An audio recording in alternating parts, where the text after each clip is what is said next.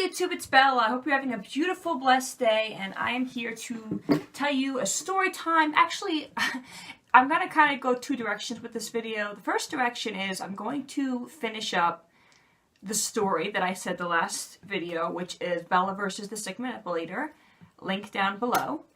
And I'm going to also throw in two small stories that happened leading up to these events as well.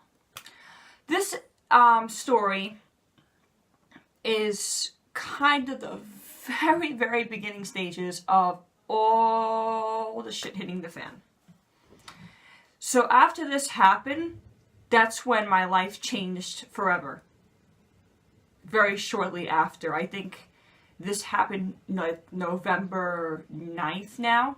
The original story took place October 20th, 2016. Now we're going, it goes to the point where I've known Rock forever, and I've known Opie from like October 20th, and now we're in November 9th, and I remember this very, very specifically. November 11th was the day my life changed forever.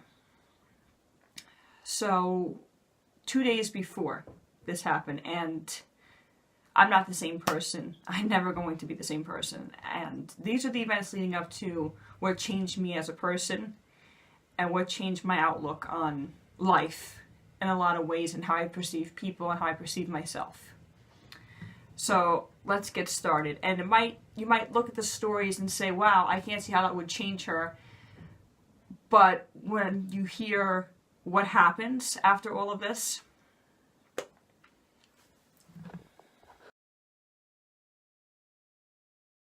so this is a little bit of a recap of what happened.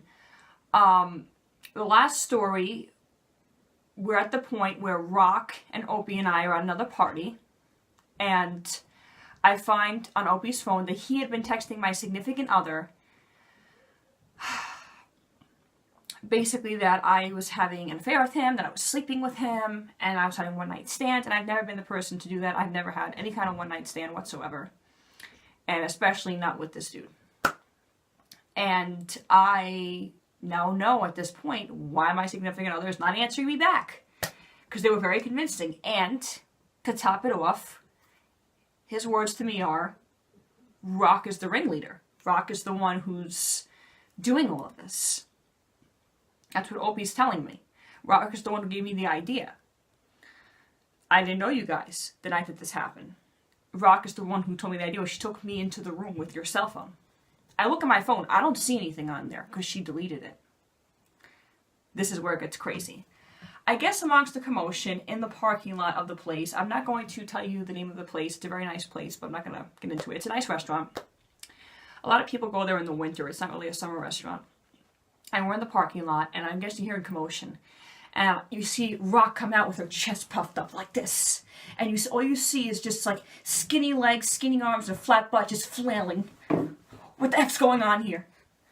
And the chest puffed out. And I'm like, well, Rock, you tell me what's going on here. You're asking me? Why is this dude that we barely even know, like we met him October 20th, it's now November 9th. It's not that much time. We barely know this dude. Why is he telling me that you texted my significant other, telling him that I'm having an affair with him, and pretending to be me, breaking up with the significant other, and all that? And she's like, what the F you say? What the F you say? You talking to me like that, crazy bee? You talking to me like that? And now, I'll tell you two things about Rock. I used to joke with Rock all the time, telling her, are you a dude? Because Rock would always come out acting like a dude. She would have her chest puffed out. She would want to fight. She would want to throw down. And in relationships and in life, she kind of always thought like a man. So I would always joke with that. And here, this masculine, very confrontational, very dominant side came out of her again. And another thing she always did was call every other woman that she's fighting with crazy bee. She would always try to make herself like this down-to-earth girl next door, innocent victim. And if you're watching this, yeah, I'm talking to you. If you ever see this someday, you know what you do. That's your specialty. She would always do that and to make the other person look crazy. So I knew of this. I studied psychology. She couldn't even study her own reflection due to all the mistakes that she herself created. So I knew what she was doing, even if she didn't know what she was doing. I just psychoanalyzed you, girl, in case you're seeing this. And she did all of that. So I knew that, and I was like, on some grown woman shit, woman to woman, face me, forget about this dude, we don't know. Are you seriously about to lie to me? And she's like, oh, we could fight about it. Acting like a mix of Pennsatucky and Catch Me Outside. And I'm going to insert 2 clips right now about how this combination of these 2 people is how she was acting. Right now. Oh, like would you run out to play? You back the fuck off of me. You think I'm scared of you? Do you? I'm scared of you. She-devil. That's what you are. You're the devil. And I'm the angel of God. I mean, look at my dress. I'ma whoop your ass like I own you, bitch! I'ma fuck your ass on some serious, oh! My mama is not like your mom! My mama don't got no food, bitch! You got me fired up! So she's like, we don't gotta talk about this. We can settle this with our hands. You know who I am, blah, blah, blah, blah, blah. Do you know who I am? Acting real ratchet. So I'm just like, whoa, scroll down. What? What? I'm just like, oh, like lost here. Like, why is she getting so defensive, trying to fight me over absolutely nothing? I just asked her a straight up question. So, the dude is like, yeah, you promised me to her. Opie's like, you told me if I get them to break up, I would have a chance with her. You told me that she would fall for me if I did this. You promised me. Blah, blah, blah. I'm like, dude, you just signed the divorce papers like less than a month ago. Your divorce papers, and like, come on, like, you crazy or something? Like, if you like someone, that's not the way to go about it. Like, you seriously not playing with a full deck, dude. Now I acknowledge this even more than before. You seriously not playing with a full deck. So, who comes out? The person who's throwing the party. This person always had a soft spot for me in their heart. So he throws the 2 of them out.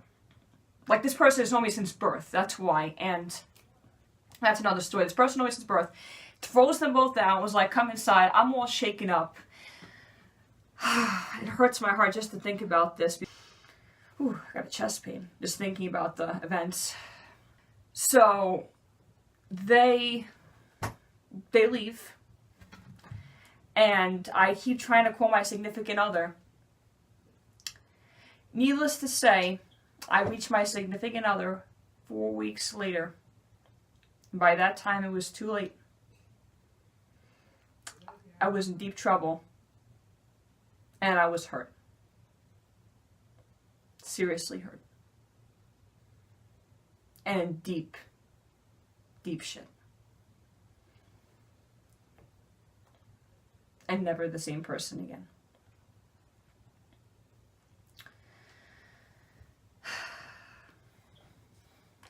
Now, that finishes that story. I'm going to go now tell you the 2 stories that happened previously to this party. So, basically, before I ended up going to this party, and before he said, remember, if you know last time, Opie said that Rock got gangbanged or whatever, before that happened, Opie introduced me to 2 people who were very significant in his life in a very short time.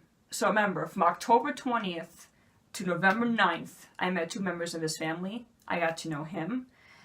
He brought me flowers that I told him who died when he gave it to me, because he was acting very weird and like touching my butt and like just acting very sketchy. And then this happened with the party. And let me tell you, this is only the tip of the iceberg. So he introduced me to his father. And I say, hi, sir, nice to meet you. And we're going to call his father Frank Gallagher, because his father reminds me a lot of Frank Gallagher from Shameless. So I'm like, hi, sir, nice to meet you. Still respecting his father. And this was after he introduced me to his wife. And it was a different day, and he was like, oh, don't call me sir. Don't call me sir. My name is Frank Gallagher. We're going to use that as an example. So I was like, oh, okay. You know, and it was around election time when Trump got presidency. And he was like, the women, they don't think with this. They think with this. And he started using the word, and the women and their problems, and blah, blah, blah, blah, blah. And I was just like, he was such a sexist man. First, he was like very jumpy around his father. And he would have, another thing I don't know if I mentioned, Opie had this, like, nervous tick that after every sentence, he would go, huh, huh, huh, huh, huh. It was like a nervous tick. And I was like, I never questioned it. I know everybody's got different things about them, and that's what makes all of us special and unique and beautiful. But he would just do that. And it was worse around the dad. I studied psychology in the past. And I know that sometimes that could happen in instances of abuse. People could get like nervous twitches and tics and stuff like that. So I questioned him. I was like, listen, I was like, your father is really not my cup of tea. I'd rather you like not bring him around me anymore. You know, there's no need for me to know your father. And I was like, did anything ever happen between you two? Like, you talk about your wife. Like, okay, we're friends. Did anything ever happen between you and your dad, like, abuse-wise? And after I said this, he would do so unimaginably cruel crap to me. He knew about certain things from my past. I'm not going to get into it. I don't think I'm ever going to make that video, you know.